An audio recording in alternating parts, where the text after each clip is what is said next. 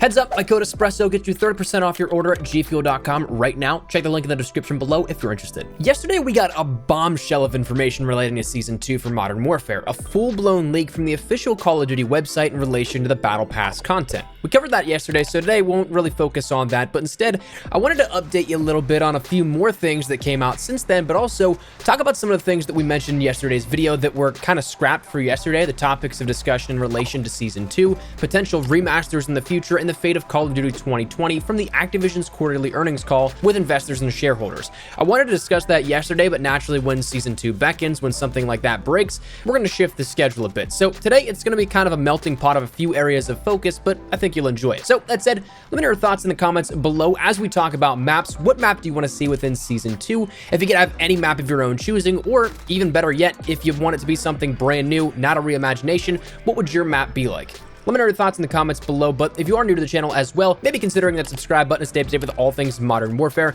You won't want to miss anything here on the channel with Season 2 coming up and the coverage for that, so stick it right here. So first things first, we talked about that Battle Pass preview yesterday that went live on the official Call of Duty website, but at the time of making that, it was the only bit of information that we had in relation to Season 2 content. That's no longer the case. Timing being impeccable once again, as soon as I hit publish on that video, it turns out that the Snapchat AR cards were updated once again. And for those of you that don't know what those are or haven't been here when we've referenced them in the past, for creators and media that were a part of the multiplayer reveal event back in August, or rather the end of July, with a physical invitation to the event came a little metal card with some ornate digital design on it. Each card had a unique marker on the back that was a code that we had to redeem and then register our cards in, not only to say that, hey, we're coming to the event, but also it recognized and would then activate the card to recognize certain display items. Each time there's been an update, there's a new QR code or a link sent out or an activation that makes this filter go live for 48 hours. So it turns out that that happened again last night. My guess kind of in a sort of cover-up sense, though the term seems so negative, but more so like, hey, you didn't actually see anything on that battle page pass, forget what you know. And then the scanned card showcases a brand new look at Rust returning in Modern Warfare. We had a hunch based on Tuesday's teaser that that would be the case, but it now seems to be absolutely confirmed.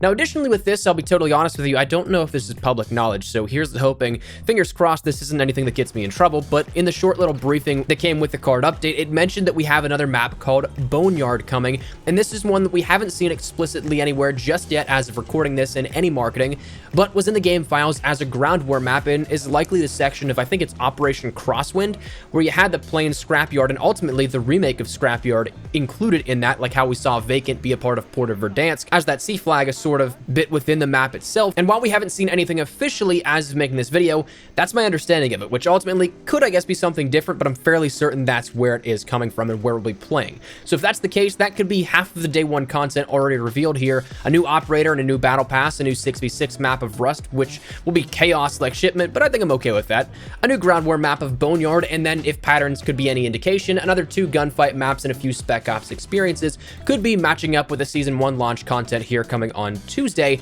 So we'll of course have further confirmation as we progress through the next few days, but for now, that's seemingly the pace of the upcoming drop this Tuesday. That said, what's the word for the rest of Season 2 then? Naturally, I wouldn't expect that to be the only content released throughout Season 2, but admittedly, I am really hoping that it's not just one final drop after what we see with the initial drop for Season 2's launch, and then another month and a half it goes dark like we saw with the current season, but this is where we can kind of break into that earnings call for the Activision shareholders. A little background, these calls happen after the end of each fiscal quarter, so you'll hear things discussed from time to time, but naturally not on a regular basis since they're quarterly. But what's interesting with these particular earnings calls at the beginning of the year is that it's usually the most jam-packed because we learn about the year prior, we learn about the launch of the most recent game and the pace at which the current game is on, we learn about the goals and the visions still to come in the pipeline of that current year's content, and we learn normally a little bit about the confirmation of the next game in development when considering, again, these first earnings calls of each year.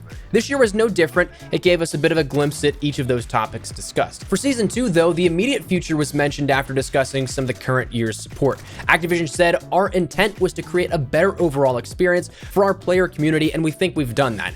That's in reference to the introduction of crossplay, cross-progression, the removal of the season pass, the removal of the RNG-based mechanics for earning in-game items, then introducing a battle pass, and so on. When discussing that, they continued, and then then on the player investment side, I'd say fans certainly seem to be appreciating the new system quite a bit. We mentioned kind of the growth year on year, but one thing I might add is that we're also seeing an increased attach rates in-game to the new systems, which I think is a very, very positive sign for us. And for us, this all signals to a really healthy ecosystem within Modern Warfare, one that we think we can build on and create momentum within our community. They then continue to say it's really on us from now to really build great content, which is what we intend to do for the long haul in this game. A great pipeline of content is coming starting with Season 2 next week, and we have some surprises in store beyond that. So I'd say overall, what we expect is a healthier Call of Duty in 2020 versus the previous year, and we look forward to sharing more in the future. Now, this is where if you were to compare my commentary on the topic now compared to what it was yesterday, it'd be a little bit differently. Previously, I'd kind of questioned a little bit of the Season 2 specifics since we didn't have any information on it, but that's obviously since changed. I think the key takeaways, though, from this come from the latter bit and the quote that they have a great pipeline of content for the year. They say that that's starting with Season 2 next week, but that's really about it. I'm hopeful that that pipeline mention is in reference to not only just the year, but also the pipeline of Season 2. Like I've said, and I'm sorry to beat a dead horse at this point about it, but please, don't let this be a repeat of Season 1 with one small drop at launch, one small drop 2 weeks later, and then go radio silent for a month and a half. That was painful, not only from a content creation perspective, but just as a regular player. There's a ton of content in this game, but also not at the same time, if that makes sense. Like, there's a ton to keep you busy in the ways of, say, Damascus, officer challenges, missions, and such. And of course, the gunsmith being as in-depth as it is offers a lot as well. But if you don't really care too much about them, or you only care about one or two of those things, once you've completed those grinds, it's kind of hard not to get bored. But I'm just hoping for a little bit more consistency with this season, and I'm hoping that that mention was in reference to that.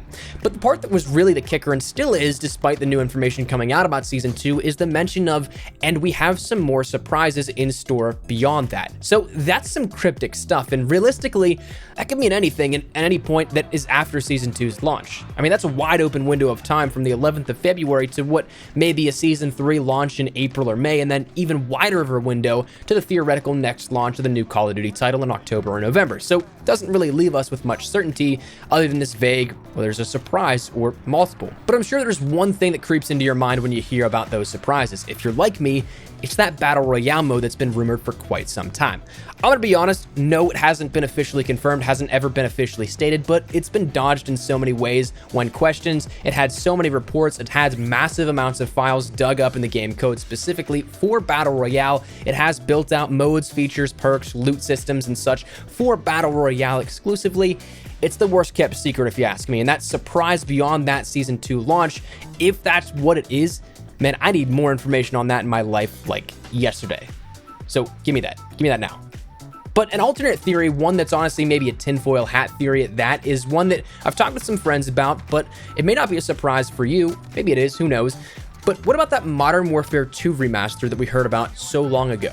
If you remember back, March 2018 was the first time that we heard that. The first rumors started to circle around. It started with an Amazon Italy listing for the game from the official channels of Activision on Amazon. Then it was confirmed by multiple industry sources, then multiple media outlets confirmed with their sources, and it started to spread like a wildfire. But the thing is it never happened in 2018. If you fast forward a year later to late February of 2019, we saw the official Europeans rating board, PEGI, created a posting for Modern Warfare 2 Campaign Remastered for PlayStation 4, the official site of the official ratings board. But since then, again, nothing's happened. But with how many official pass-throughs and how many channels it's gone through, how many people that are credible have staked their word and reputation on those claims that it was real, I can't not believe that it's actually a thing, that it's actually just finished and sitting there for some rainy day. That's not crazy, right?